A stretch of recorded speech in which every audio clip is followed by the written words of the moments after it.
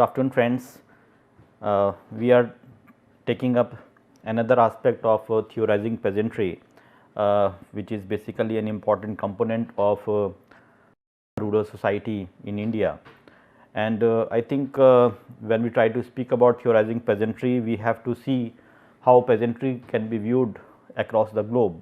And the important thing is that when we try to speak about the peasantry in a worldwide framework, we have to see that how and to what extent the peasantry has been represented across the globe. As we all know that the distribution of the peasantry is not homogeneous, and accordingly we try to see that different world have the different framework with regard to the understanding of peasantry. Like in the third world, we try to see that there is abundance of peasantry. On the other hand, if you try to see the developed nations, there we have the lesser peasantry.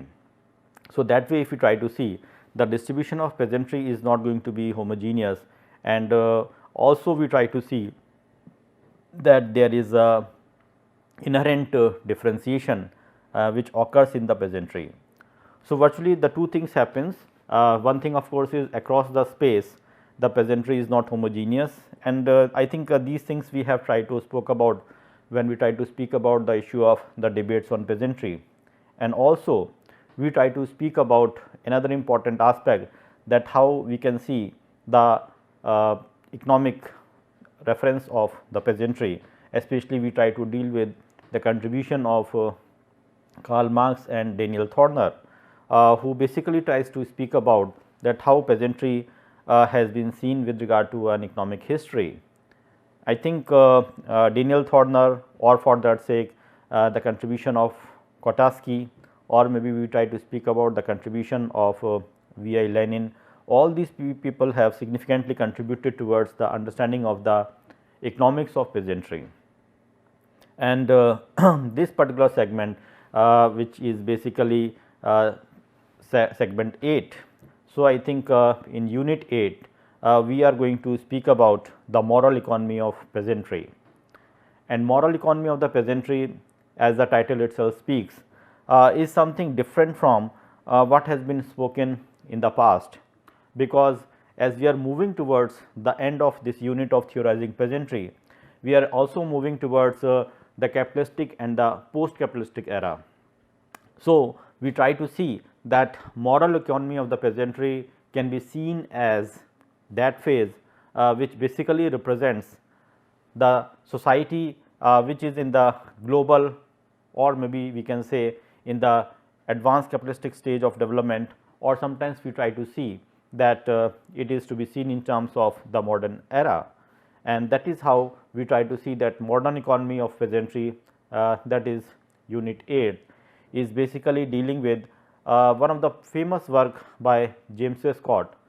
And James A. Scott, whose contribution is quite significant when we try to speak about the moral economy of peasantry, especially it speaks about the peasant art of resistance against the capitalism, because when we try to speak about the economy, the economic concern of peasantry, we try to see that how they were in tune with the peasant, were in tune with the capitalistic order. And here we are trying to see that the moral economy of the peasantry, which is representing the art of resistance, which is basically seen in the era of capitalistic and the post capitalistic order. So, I think if we try to magnify the whole issue of moral economy of peasantry, we try to find out that James A. Scott in 1976 has done a marvelous work, and the title is The Moral Economy of the Peasant, Rebellion and Subsistence in the Southeast Asia. This is basically a work which has been published from Yale University Press, New Haven, and that is how we try to see that this work has got its global prominence because of its typicality in terms of providing a very insightful understanding about how the peasantry has been seen. James A. Scott, who is considered to be one of the founder with regard to devising the understanding of the moral economy of the peasant in 1976, It appeared at a time when the peasant studies have begun to occupy an important place in the social sciences.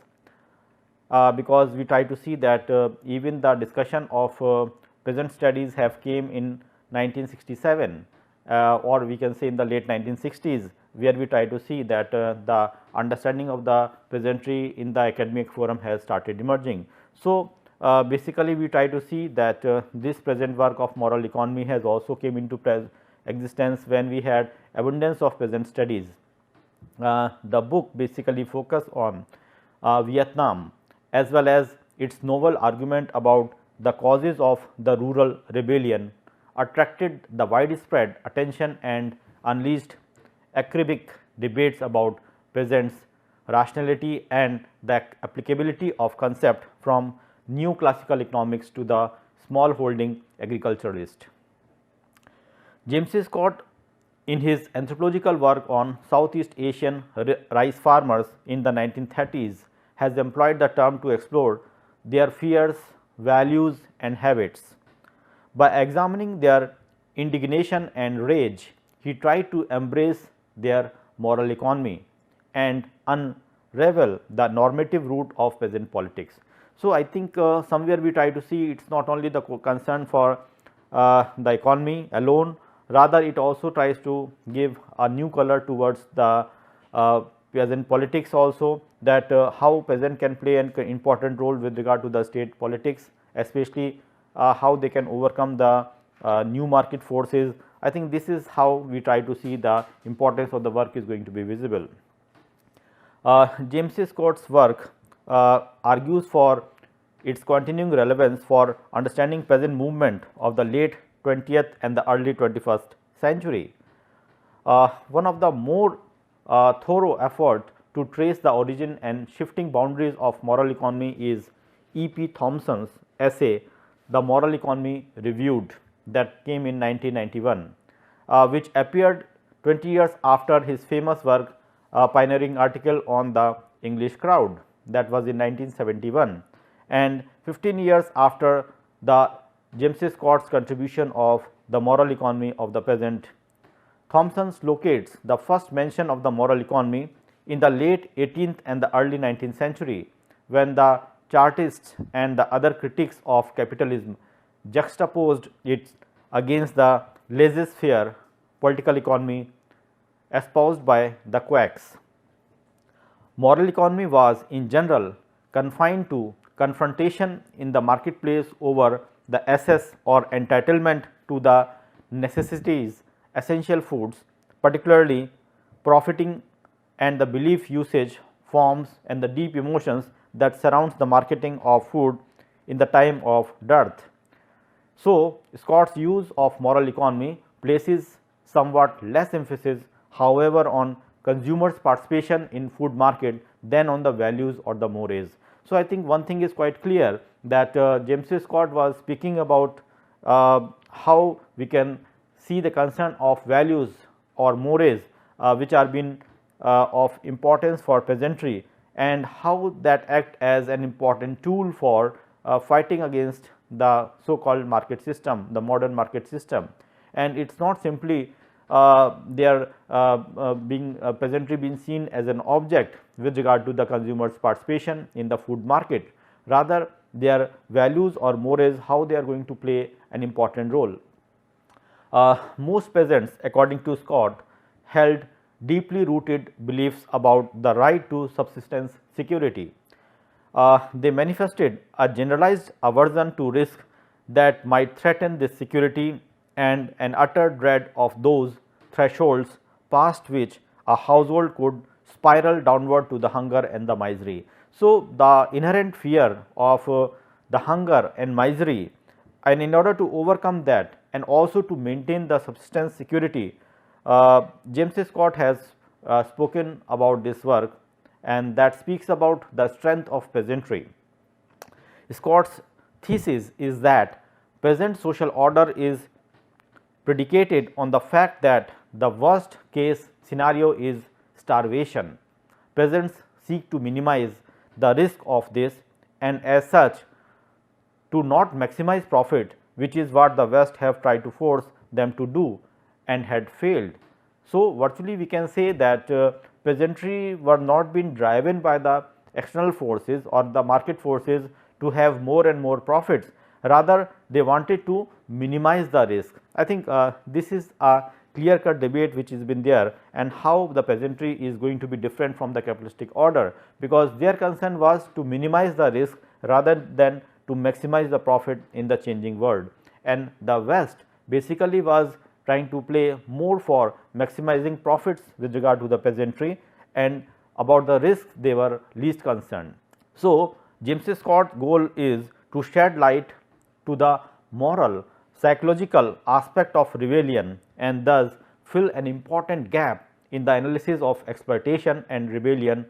For the problem of rebellion is not just a problem of calorie and income, but is a question of peasants' conception of social justice, of the rights and obligations, of the reciprocity.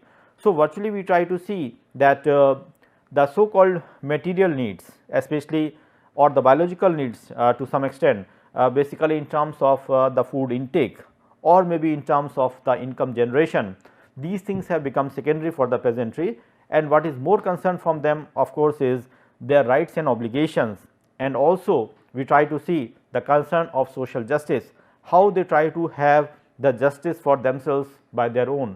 I think that is going to be an important issue when we try to speak about the concern for peasantry as per James Scott's understanding about the moral economy of the peasantry. The key element in Scott's analysis are norms of reciprocity in a society and the right to subsistence of the members of that society. Scott argues that the traditional pre-capitalistic societies differ substantially from the modern capitalistic societies with respect to these two elements. That is, the traditional societies in general maintain the subsistence ethics that prefer safety and reliability to the longer run profit. This safety first principle leads peasants to favor those institutions that minimize the risk to subsistence. So, I think the safety first mechanism is going to be an important issue for the peasantry, and that is basically in terms of minimizing the risk to the subsistence, although they may claim much of the surplus. So, in spite of having the surplus, their concern was basically to minimize the risk of subsistence. On the other side, the informal relationship between the members of traditional societies provide the means to secure the survival of the individuals. Collaborative family and kinship ties, as well as the tactic, tenancy and citizenship rights and obligation set up the safety walls.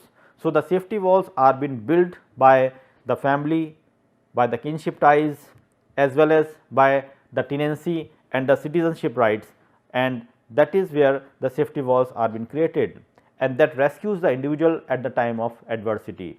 So, it is basically the concern of James Scott to look into that how the kinship ties or the family ties are going to be important, and they are basically acting as the safety nets, rather than speaking about the concern for profit, the concern for having more and more production, or maybe trying to have the more and more profits from the market. A family that is hard pressed will expect help from others who have fared better and will expect to reciprocate when the situation is reversed. So, it is basically seen as the sort of adversity if it is happening. So, the other members have to cooperate, they have to basically escape the other peasantry to move out from that particular crisis which has happened, and then in the case of reciprocation if it is there, so the other also has is under obligation to do that. So, this is how we try to see that the kinship ties or the family ties are going to be important to overcome the peasantry in the case of the crisis, the adversities which are happening because of the fluctuation of the price in the market, or sometimes because of the adverse state policies which has happened. So, Scott argues that commercialization of agriculture is an agrarian class relationship in the capitalistic society, strip the individual from the security walls of the traditional ones. In his in-depth analysis of the Burma and Cochin China cases, Scott demonstrates that the intrusion of capitalistic economic system into the integration with the wider world of economy, these regions throughout their colonial administrator undermined the subsistence security of the peasantry in 5 ways. First is introduction of market based insecurities which increase the variability of peasants' income. Then the erosion of the village protection. Third is the elimination of the traditional safety walls, and fourth is the imposition of the fixed charges on the tenants' income, and finally the stabilization of the taxes at the expense of the cultivating class. Now, I think these are the market based insecurities which are going to happen and which are going to create trouble to the peasant world. Like basically the village protection is considered to be an important tool for the security, psychological security, emotional security of the peasantry. Similarly, the traditional safety walls in terms of the family kinship network is going to be an important issue. Similarly, when we try to speak about the charging from the tenants' income, that is also going to be putting them into problem, and all such cases are basically seen as coming from the market based insecurities, and in order to overcome that, the peasantry has to apply the specific tactics to overcome these things. On the one side, the elimination of the norms of reciprocity results in the growth of permanent disparities and increase the polarization within the society. On the other side, disregard to peasants' right to subsistence causes to the marginalization of masses and create massive penury and hunger. I think this is where the peasantry was worried that if such situation emerges, so their right to subsistence is going to put them into trouble. They will be at the end of marginalization, and also it will lead to other miseries like hunger and food sovereignty. While the new system creates the small and the privileged labor force, it eliminates the main source of food for the greater number of landless Javanese. The potential for class polarization and conflict here is ominous. It is these negative changes in the peasants' lives that undermine the legitimacy of the system in the eyes of peasants. For a peasant whose subsistence hangs on a balance faces not on the personal but as a social failure. So, I think somewhere we try to see that peasantry has to be seen in terms of creating their safeguards, which should be seen more in terms of the social obligations, social bondings, or maybe we try to see the social connects which are going to be important. These are not based on the individual traits, they are not based on the personal impersonal relations of the peasantry. Rather, it has to be seen that these are the safety walls which are being created through the social networks and which the peasantry wants to retain. Now, I think before going into further details, let us try to see that how we can understand the moral economy. So, the term moral economy, it diverges from the traditional usages in 3 important ways. Firstly, the moral economy refers to the modern societies rather than to the pre-modern ones.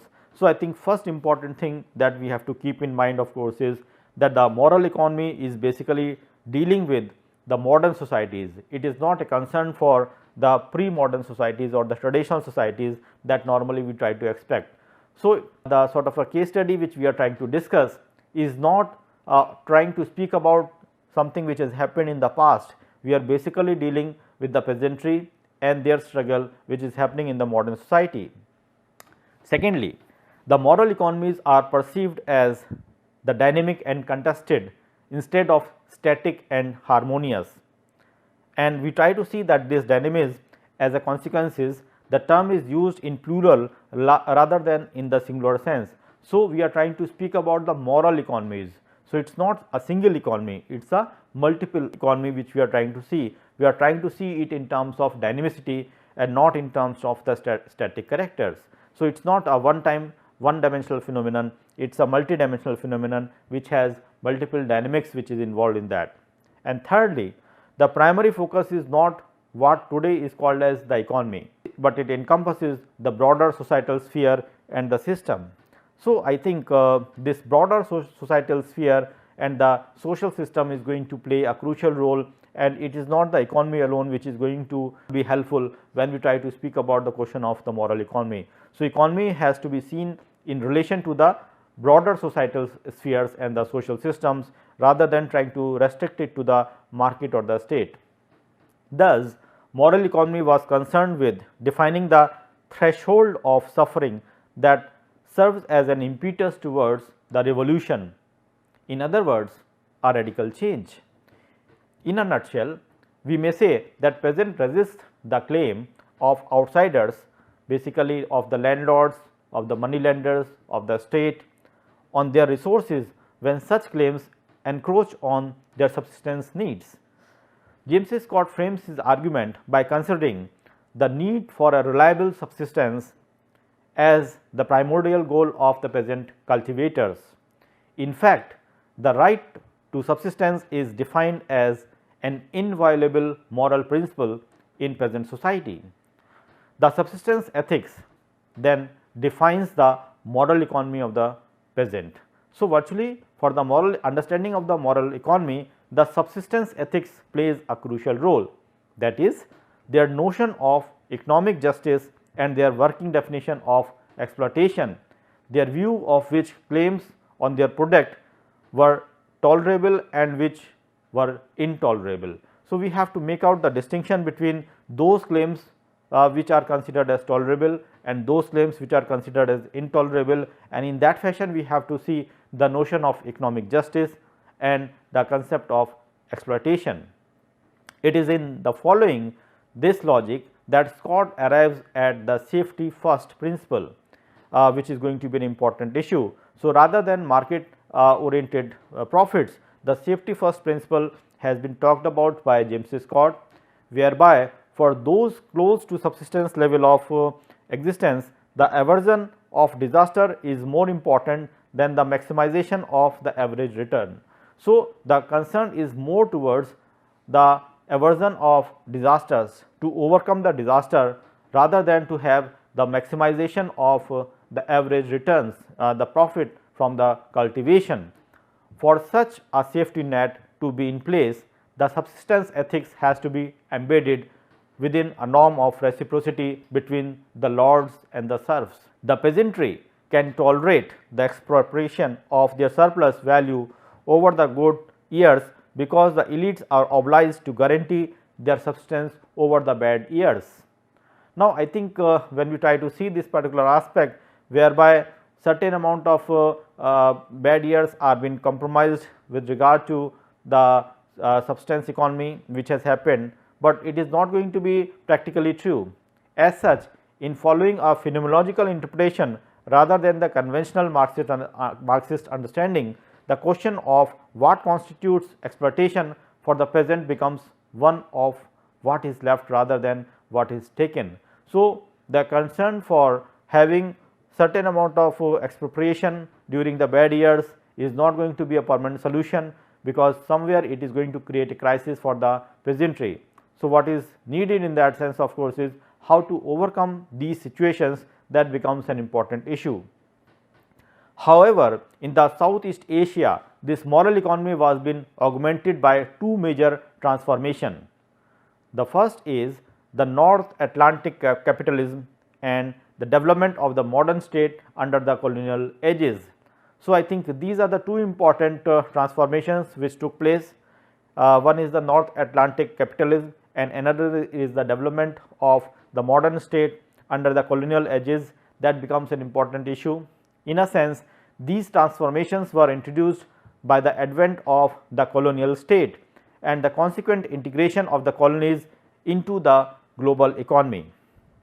The capitalistic world market introduced a new class structure, whereby the relationship between the landlords and the tenants lost its protective paternalistic content and becoming instead an impersonal contractual ones. The colonial state, on the other hand, wielded increasingly infrastructural power, imposing the physical policies that stabilized state income at the expense of the rural subject, which at the same time deprived these subjects of some of their immemorial rights such as their right to the forest products. Under such conditions, peasants were no longer shielded from the fluctuation of the global market prices, nor given the respite offered by scavenging opportunities during the lean years. So, I think when we try to see this particular thing, that under the colonial state, we try to see that the fiscal policies were in such a way that we try to see that certain rights which have been given to them sometimes have been denied, and that sometimes has created problem for them in terms of their survival. This violation of the moral economy of subsistence ethics, particularly under the exceptional deprivation of the depression, Scott has argued formed a pretext for the fierce resistance of the Saya San rebellion in Burma and Nage Tin Soviets in Vietnam in the 1930s. It is particularly difficult to determine the factors that precipitated the radical change, but what Scott is concerned with is the creation of social dynamite rather than the denotation.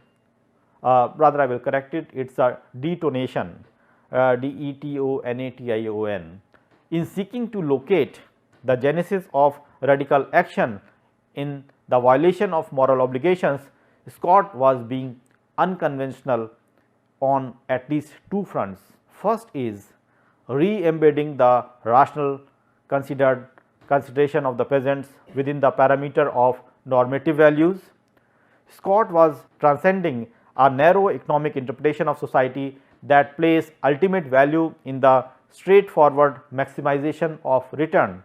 In fact, to emplace the subsistence ethics within the moral calculus of reciprocity was to adopt an approach that echoed the work of anthropologists such as Malinowski, Marcel Mauss or Pierre Bourdieu, for whom what is rational has to be mediated under the logic of cultural practices. Thus, one of the contribution of Scott conceptualization of moral economy is counterintuitive notion that there is a moral dimension to the economic action. So, one can see that economic action can also have a moral dimension which has been emphasized by James A. Scott, and what he says that the rationality of such action has to be judged within the normative cultural framework, and it has not to be seen in the economic framework. On another front, in seeking to explicate the nature of exploitation in present society as its victims are likely to see it, Scott was imputing a modicum of subjectivity to the peasants. As such, we can count the moral economy among those studies that contribute to the elaboration of history from below, not only because Scott's study highlights the peasantry, but also because the subject position of the peasant is situated as the starting point of analysis. Moreover, Scott further preoccupation with the word of peasant in terms of everyday form of resistance and text of defiance against the elite. This is already present in the moral economy, but given more extensive exposition in his equally celebrated later work, that is the Weapons of the Weak in 1985 and Domination on and the Art of Resistance in 1990 by James A. Scott, opens up the non-elite manifestation of subjectivity as a field of inquiry for the academic exploration. So, Scott is not without either admirer or critique. One of the earliest critique of moral economy is given by Samuel Popkin, who said whose work, that is The Rational Peasant, set out to refute the moral economy perspective by arguing that the normative institution of the peasant has been overly romanticized and that the peasant actor, instead of being risk averse, is very much capable of assuming the risk following a materialistic cost benefit calculus that runs against the moral and the cultural fabrics of the community. So, this critique assumes an antithetical stance to the moral economy by reverting to and defending the market metaphors and logic that Scott was trying to transcend, and in fact, he has been criticized in terms for romanticizing the institution of market, which has been pointed out by Edelman in 2005. It is not surprising that for a while both moral economy and the rational peasant becomes the juxtaposed as arguments that occupied the two ends of spectrum for any scholarly debate on peasantry encounters with the modernity. I think somewhere we try to see that the notion of moral economy has something to do with the modernity also, because when the traditional aspect of the traditional element of the society are being carried forward into the stage of modernity, we try to see that how the traditions can survive within the modern framework. And I think this contribution by James Scott, that is the moral economy, plays a very crucial role, because the morality is something to do with the traditionality, which involves the kinship ties, the family ties, that involves the certain amount of belief system. Now, I think these things were quite crucial when we try to see that how these things are going to be an important instrument with regard to fighting against the adversities. So, we try to see that somewhere the issue of moral economy has something to do with the modernity. How to overcome the adversities of modernities has been spoken about through this particular work. One exemplary case was a symposium on peasant strategies in Asian societies, whereby the ideas were advocated about James Scott and Popkins and were taken to represent the moral and the rational economic approaches respectively in addressing the question of peasants' adaptation to a world transformed by their incorporation into the modern states and into a global economy in the context of several different Asian societies. Now, I think this discussion took to the task of universalizing the tendencies of James Scott's arguments. Contributors reject an approach based on the universal ideology of scarcity, preferring instead to begin with the actual values of particular peasants as practiced within the specific context. It was a moral economy that did not sustain the right to subsistence as an inviolable moral principle for everyone.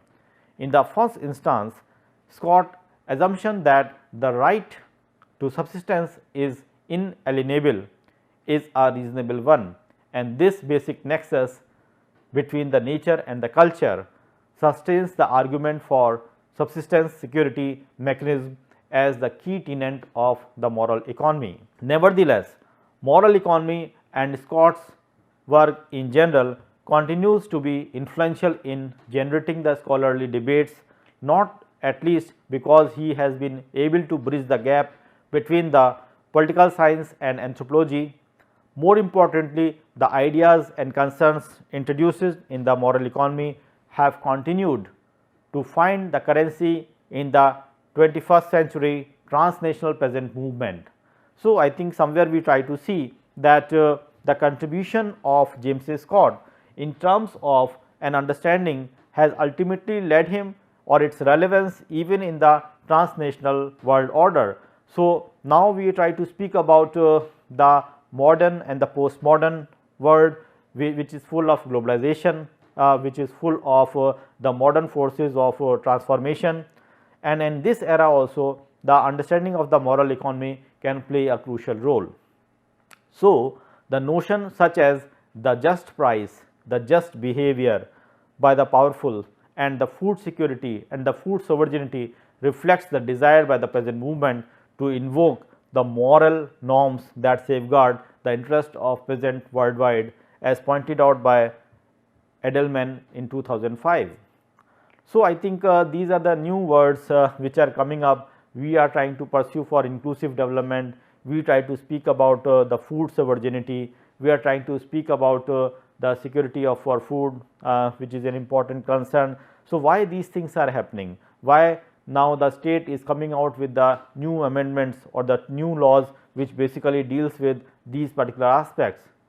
I think these things are required because somewhere we try to see that these aspects are missing basically with regard to the so-called subaltern. So, what is required is that how the subalterns can play a crucial role in order to make them powerful. What is required of course, is that we have to talk about these issues of the just price or the food security or the food sovereignty. I think these things are going to be quite crucial.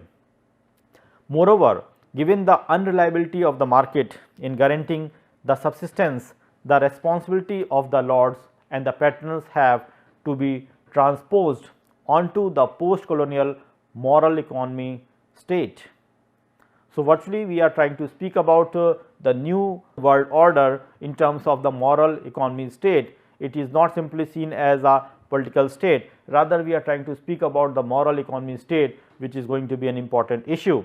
The provision of adequate social insurance thus transcendent the scope of local reciprocity and is assumed as the right of citizenship. With the current volatility in the world market, the need for the moral governance and the message of moral economy as far as from becoming really important. So, we try to see that these aspects are going to play a very crucial role in the contemporary scenario. Now, we try to see that market which is going to be privatized, and the concern and the welfare for the subaltern or the downtrodden masses are not going to be taken care by the state. Under such situations, the issue of moral economy becomes very relevant. And here we try to see that peasants' conception of justice as described by James Scott for the Southeast Asia in the late 19th and the early 20th centuries are not in their general outline very much different from the other times and places, that is basically in the late 20th century of Latin America. The rights of subsistence too remain an important issue. Thompson and Scott was trying to highlight the extent to which the markets are political constructions and outcome of social struggle. Thompson's definition of moral economy tries to see the confrontation in the marketplace.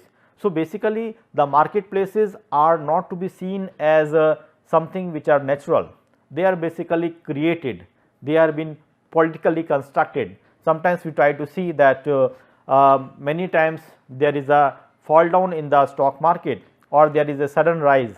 Now, I think these things happens because somewhere it is an intrusion by an outsider in terms of a political affair, and we try to see that because of these political interventions we sometimes try to see there is a fluctuation in the market, and that way we can say that the stability of market in the contemporary scenario is going to be a very important issue. And at this juncture, when we are dealing with the James Scott work of moral economy, that becomes quite relevant, because that is a ray of hope which will try to protect us from these adversities which are happening in the market because of the fluctuations in terms of issues which are generated because of the political construction. Nonetheless, James Scott in the moral economy of the peasant states that he deliberately accord only the summary treatment to the role of market forces as a threat to the peasant subsistence in terms of security, because unlike the more politically salient landlords and the state, they were more or less impersonal processes without any readily identifiable human agency.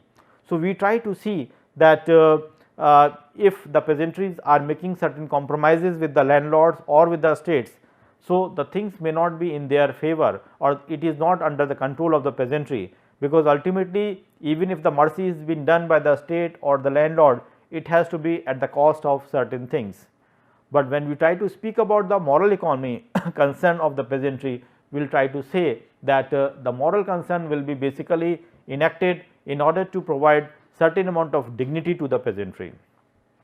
So, the moral economy of peasants was a major intervention in the emerging field of peasant studies, in the theories of collective action, and in the debates about the history of the market and the human nature and the institutions.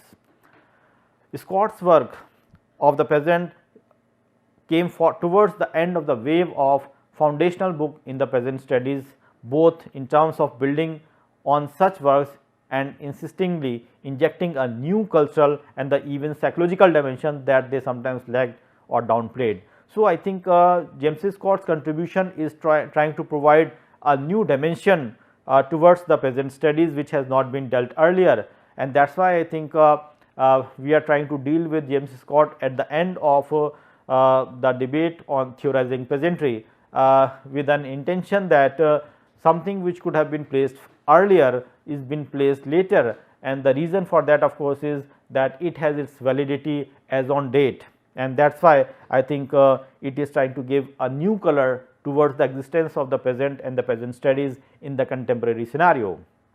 So, James Scott's view of the rural household in the moral economy of the peasant reflects Chenov's thinking, particularly in its portrayal of peasant families as seeking the stable subsistence rather than higher risk maximum returns.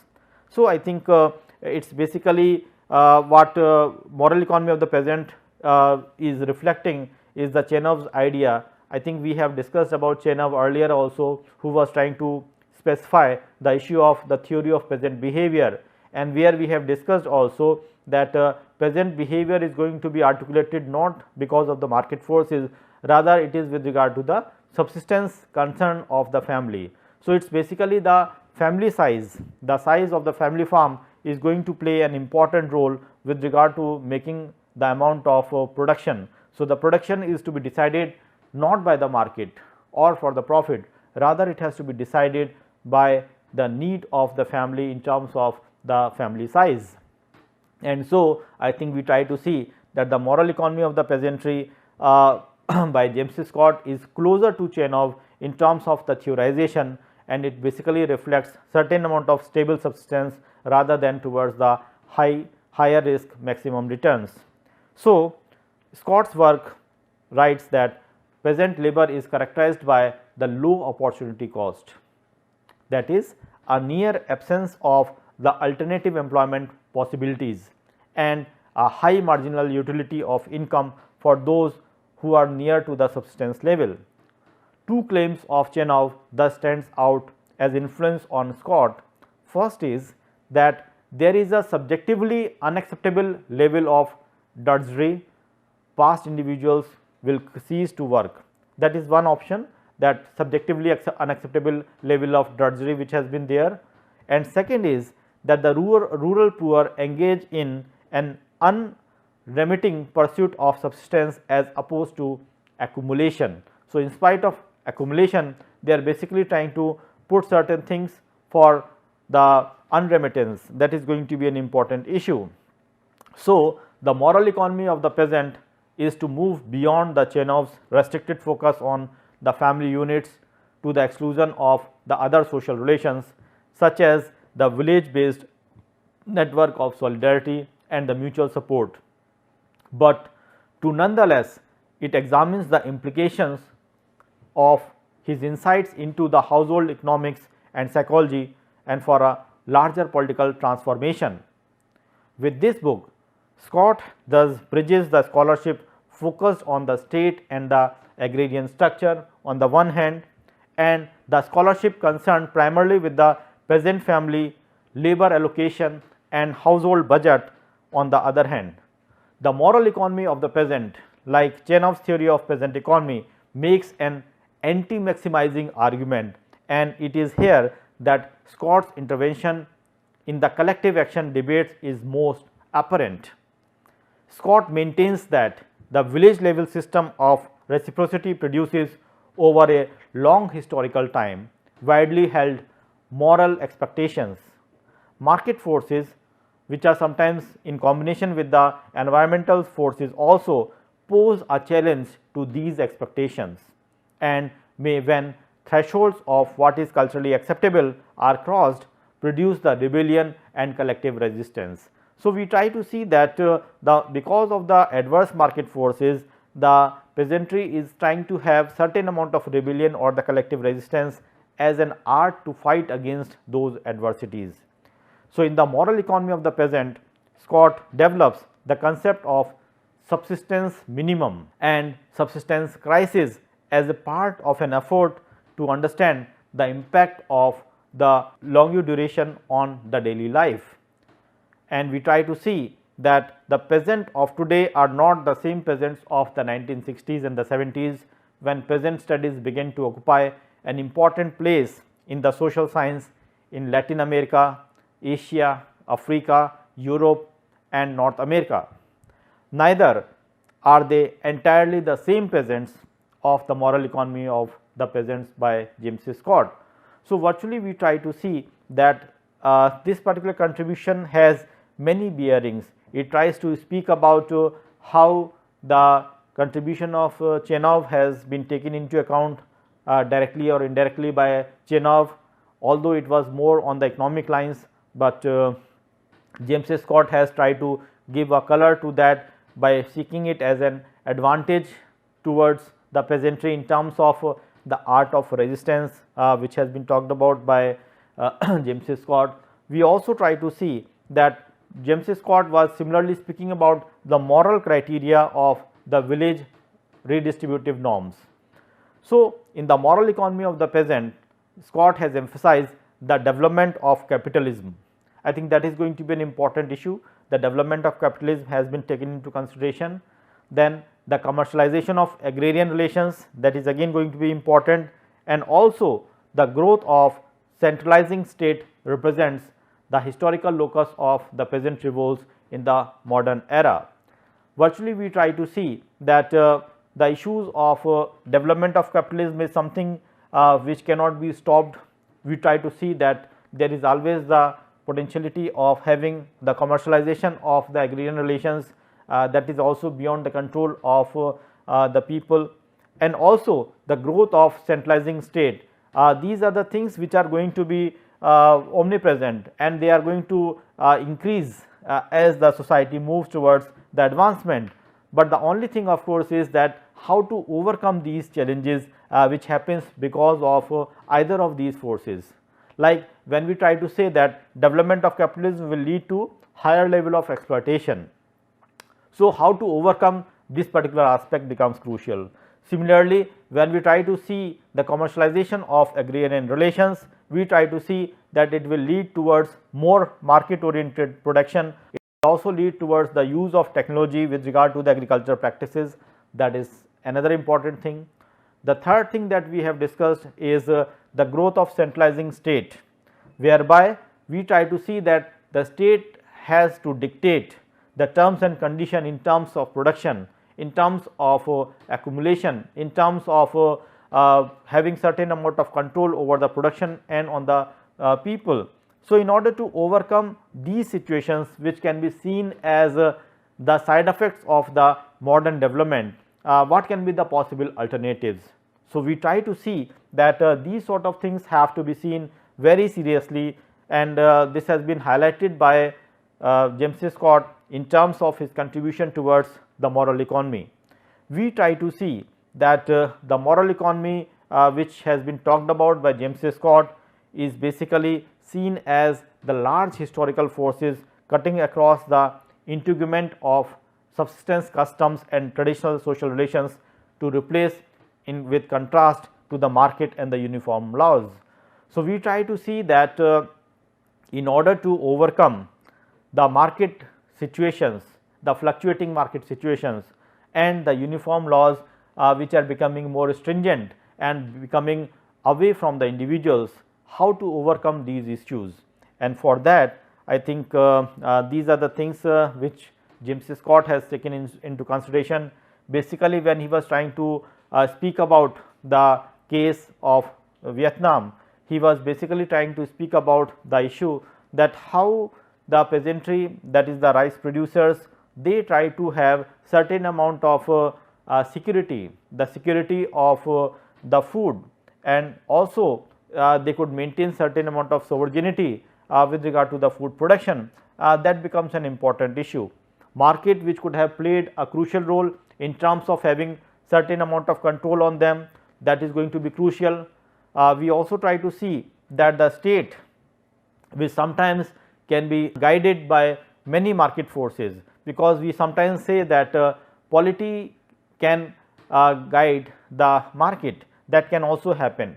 So, when the market is being diverted or being guided by the polity, it can play very differently.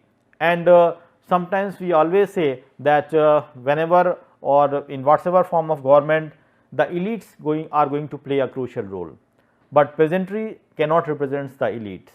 They are not going to be in a dictating position. So, under these situations, how these situations can be avoided, or maybe if these situations are there, how the peasantry has to act. And I think the answer lies with James Scott's work, that is the moral economy of the peasantry. It basically tries to speak about that how we can have a sort of maximization of the security and minimization of the production. So, in order to know about the amount of production that we have to make, but it should not be at the cost of one's life, and that is why the moral economy of the peasantry by James Scott is trying to speak about the fact that we have to be more concerned about our own security, adverse security against the adverse conditions. We have to speak about those conditions in which the peasantry can have the better say, or they can have a better control over the adverse situations, rather than they becoming the victims of the development. So, in order to be away from the sort of victimization of the adverse development which happens, what is needed in that sense is that the peasantry has to come by themselves in terms of the development of the moral economy, so that they can safeguard their interest. They can not only safeguard their interest, but they can also safeguard their culture. They can also help in maintaining certain amount of justice, as we have discussed earlier also, that the issue of justice, the issue of food sovereignty, the issue of food security are going to be more important. And what we try to see more in terms of one's entitlement, I think moral economy is based on the understanding of one's own entitlement in terms of having the security of life, the security of livelihood, and the security of one's own dignity. I think these are the important things which are being talked about by James Scott directly and indirectly, and he tries to pose upon many such issues which are going to be very important when we try to speak about the works of James Scott. So, we can say that James Scott, who is considered to be an important scholar, and sometimes we can say that his studies which have been talked about are going to be seen more in terms of sort of a threshold study, in terms of bringing about a new viewpoint about the peasantry. So, initially when we try to speak about in this concern for theorizing peasantry, we try to speak about the fact that peasantry at the initial stage, how the debate on peasantry had started. It started off late in 1970s, and that way I think the major reason for that was that peasantry did not have a say in terms of the academic discourse. But on the contrary, we try to find out at the end of this segment, that is theorizing peasantry, we try to find out that now peasantry has been seen in a better position in terms of having certain amount of control over their lifestyle, over their way of life, and that is where the advantage of the peasantry is been reflected. So, I think this particular issue of the moral economy is we try to see is seen something as an alternative to the new form of what you can say challenge, new form of avenue when we have the adversities of development. So, we try to see the moral economy as an alternative form of development from the viewpoint of the peasantry, and that is going to play an important role. We also have to see that the peasantry that we are trying to speak about is going to be valuable when they are in crisis, basically if they are dealing with this aspect of moral economy. So, now we try to speak about the issue of economic liberalization, we try to speak about the privatization, we try to speak about the globalization.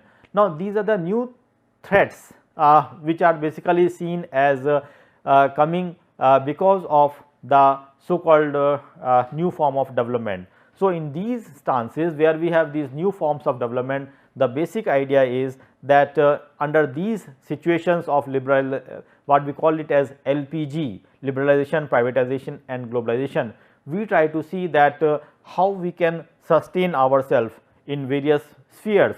And here James Scott's work is going to be quite crucial, because it is not only highlighting the important concern for the sort of security, but it is also providing an answer in terms of having certain amount of dignity towards the peasantry. So, the end of the theorizing of peasantry has been reflected by James Scott's contribution, and we try to see that how it is going to be an important issue with regard to the new understanding about the peasantry in the modern world. So, ultimately we can say that the moral economy argument maintains that the peasants are moved to protest when the capitalistic penetration of the countryside leads to the loss of subsistence as a result of breakdown in the patron client relationship linking them to the elites. So, virtually we try to see that we are trying to end up with the so called Jajmani relations. We are trying to see the ending of the sort of relationship which has been there in the countryside. So, under these adverse situations, if these things are happening, what are the new ways in which the peasantry can come forward for their own survival, and in order to cope up with the new market forces, what is required is that they have to see their production, they have to see their lifestyle more in terms of moral economy. I think this is where we have to see this particular work, and I think we have plenty of material which basically deals with the issue of moral economy. New debates have been raised on this issue that we have discussed also in this particular thing, and people have to actually read this particular work. And apart from the moral economy of the peasantry, another significant and celebrated work of James Scott, which I highlighted earlier also, is the weapons of the weak, that is everyday forms of peasant resistance, is another important work that came in 1985, that is by James Scott. One has to also see James Scott's contribution in 1990s as the domination and the art of resistance, that is going to be another important issue which one has to highlight. And apart from that, E.P. Thompson has also written significantly on the moral economy, and his contribution came in 1966, that is the making of an English working class. I think that is another important contribution which one has to really view. And also E.P. Thompson has worked on the moral economy of the English crowd in the 18th century. I think these are the two works, one which came in 1966 and another is 1971. They are going to be quite crucial when we try to speak about the moral economy. And as a new debate, I think we try to see the contribution of Mark Eldman that came in the newer phase, that is the bringing the moral economy back into the study of 21st century, the transnational peasant movement. I think this is again going to be a very important work which tries to give more impetus to the James Scott contribution. And also we have the Mark Eldman's work in 1998, that is on transnational peasant politics in the Central America. I think these are the works which one has to really refer, and through these works we can know that how peasantry can play a crucial role with regard to the understanding of the modern forces of change, and that can be seen as a transnational movement which the peasant can take up in terms of fighting against the odd situations which are emerging because of globalization or which are happening because of the modern forces of change. So, the need of the hour of course is, as we have structured this particular unit that is on theorizing peasantry, I think we try to have multiple debates trying to see how the debate of peasantry had started. Then we move down to another important aspect, that is what we try to see in terms of the economic of the peasantry. We have also tried to see peasantry in terms of processes. We also try to see the agendas which has happened because of the agriculture capitalistic development and how the peasantry has reacted to that. We have also spoken about that particular issue, and ultimately now we are talking about the moral economy, which is basically seen as an answer for the survival of the peasantry in the modern era. So, I think these are certain things which we have to keep in mind. The unit has been structured in such a fashion which will make you competent with regard to the understanding of the peasantry from its evolution and till the contemporary scenario, and this will make you equipped better with how we can deal with the peasantry in the contemporary scenario. So, friends, I think these are the important things which I wanted to share with regard to this whole theme, and also with regard to the present topic of discussion, that is the moral economy of the peasantry. So, with these words I will say thanks for patience listening, and we will try to have further clarification when we try to have some discussions in the later phase. Thank you to all of you.